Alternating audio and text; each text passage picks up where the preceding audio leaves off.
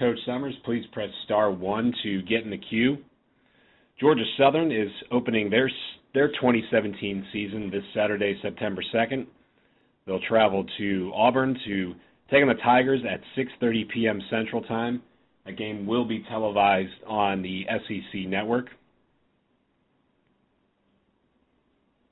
This will be just the second all-time meeting between Georgia Southern and Auburn, the last one occurring in the opening game of the 1991 season. And so, again, if you have a question for Coach Summers, please press star 1 at this time to get in the queue. Good morning, Coach. How are you doing this morning? Doing great. How are you doing?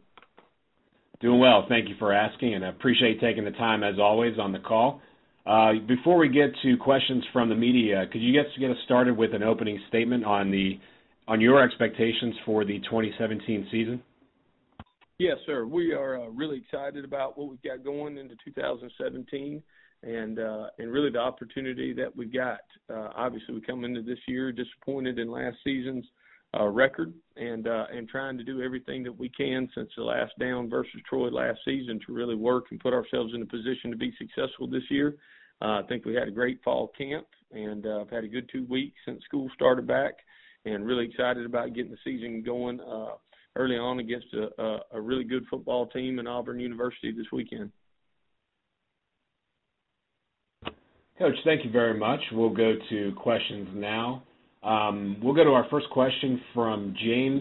James, I apologize. I don't want to butcher your last name. So if you could please state your name and outlet and get started with your questions. Sure. It's James Crepia from AL.com. Good morning, Coach. A lot being made of certainly your triple option offense and the difficulty that'll pose schematically to Auburn, who doesn't normally face that. Can you speak up to do you feel like that advantage may be neutralized a bit because this is an opener and it's not a game that's happening with only 5 days to prepare, that even though they don't face this kind of offense very often, do you feel like you lose a little bit of that advantage because they do have more time to prepare? Well, obviously, the more opportunity you've got to prepare, the better opportunity you've got to put yourself in position to be successful. Would we like to play everybody back-to-back, weeks and only have them 5 days to prepare? Sure we would. But we know what we do is unique in a lot of ways, and we're excited about what we do certainly on offense, whether we're in the gun or whether we're in under center. And so, yes, I do think it's neutralized to some degree, whether you're in the opener of a game or whether you're in a bowl game, so to speak. But either way, we still think that we're going to be able to come out and have an opportunity to be successful. It's personnel-wise, can you speak to just what you've seen from Auburn's defensive line and also from their quarterback, Garrett Stidham? Yeah, well, obviously they're very talented on their, across the board and on their defense, and not just with their defensive line, but the guys that really jump out to you obviously are Marlon Davidson and Dontavius Russell. Certainly, got some other good players that have done a lot of good things with Brown and Holland, and they rolled those guys in there. A lot of the guys on there are some of the highest recruited recruits in the country. Obviously when they're in high school. But the defensive line are a group that really get after it. I know known Coach Garner really since 2005, and I know the excellent job he does with those guys. They play with their hands extremely well, and they attack. They're able to put pressure on quarterbacks, whether somebody's playing in kind of a run-first offense or a passing-first offense. They create problems and matchup issues for you. So I think, first of all, they do a tremendous job and got a very talented group on that side of the ball. Stidham, kind of the same things. A guy, obviously, that's path to get to Auburn's been a little bit different, and starting off and being a tremendous player at Baylor University, and then obviously the opportunity to come back.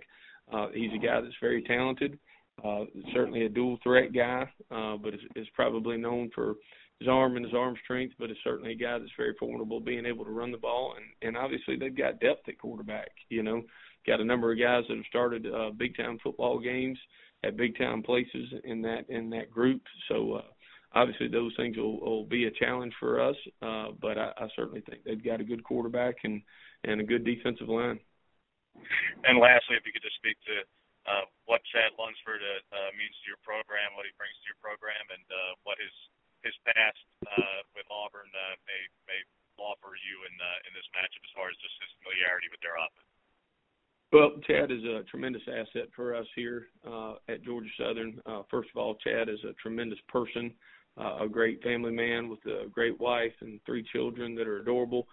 He does a tremendous job for us, as a football coach. He's our special teams coordinator, and we had a fantastic year this past year with him being able to do that, and he's Broyles Award finalist on the field for what he's done in coaching, and then he's obviously been a tremendous recruiter here at Georgia Southern, and we're very excited to be able to hold on to him and be able to keep him here. He's a guy that I felt so much and so highly for at the end of the season. I named him assistant head coach, and he certainly earned that.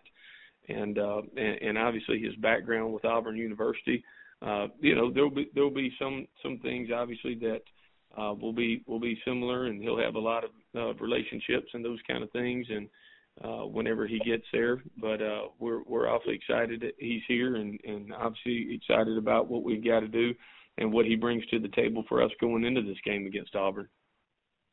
Appreciate it. Thank you. Thank you. Thank you, James. We have time for one more question. If a member of media wants to get in a question, please press *1 at this time.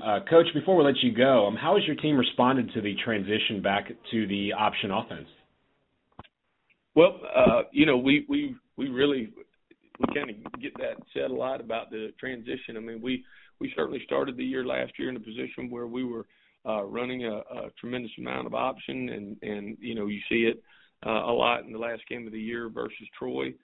We were always intending and wanting to be able to be an option team. As we went through the year, we had a couple of injuries at our quarterback position that kind of prevented us from being able to do it as much as we wanted to.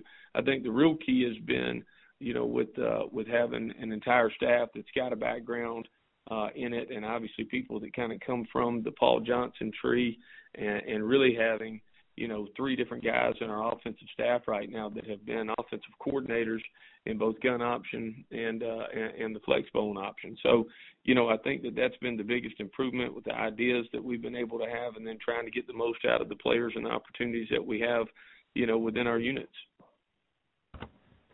All right, Coach, thanks so much for your time. We appreciate it, and best of luck in your first game of the season. Yes, sir. Y'all too. Thank you for everything you do.